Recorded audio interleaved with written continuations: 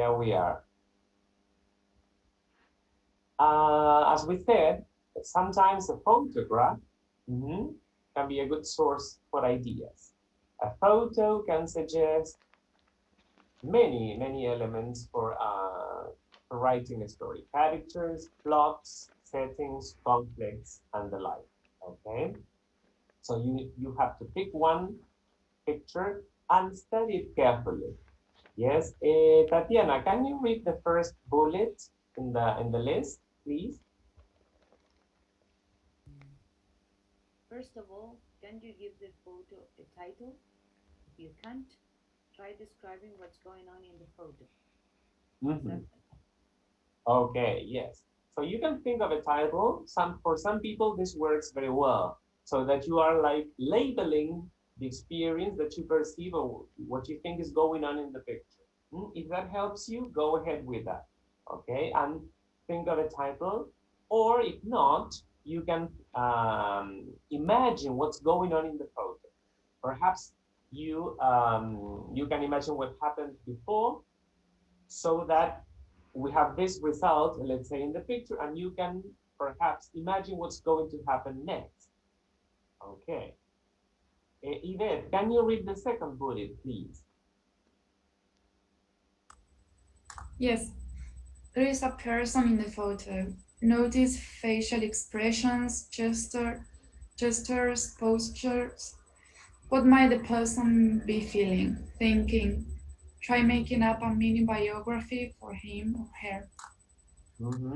Okay, so here we include the person, and what are we going to pay attention to in connection to that person? Well, we can notice if it is possible, facial expressions, gestures, postures, okay, and the connection or the how we interpret those expressions, gestures, and postures. Okay, in feelings and perhaps emotions and thoughts. Very good. The next one, let's say, Diana, can you read the next bullet, please? Okay. Can you perceive some kind of conflict, tension in the photo? What, if anything, do you think is going to happen next? What happened just before the photo was taken? Okay, very good, very good. Now we are moving to the element of conflict. What kind of conflict can we imagine? What kind of tension, if there happens to be any sense of tension in the photo? If not, we can imagine. Okay, so that's why we here this. That's why this is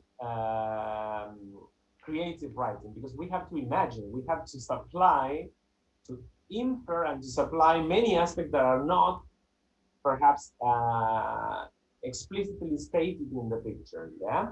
Okay. Lucia, can you read the next one? Yes. Notice the background in the photo. What does it show? How does it show it? Okay. In this case, we have a reference to what, Lucia? What element in a scene is referred to here? The background. Background. Sorry? The background, sorry. Background, yes, the setting, part of the setting. Okay, and how it is shown, okay? Here you can also refer to light, okay? Light or shadows, okay? Or the presence or the absence of light. Very good. Okay. We continue with Agustina. Can you read the next one? Yes. Which from the 11 elements of a scene currently is or are more prominent? Okay. You may refer to all the elements, all the components of a scene of a short story, but typically a scene presents or let's say refers to one, two, or three elements as more prominent. It is impossible to explore the experience entirely in one scene.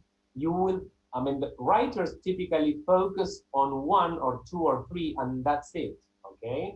Because they make them more prominent for the purpose they want to achieve, yes, and how that story will continue, yes.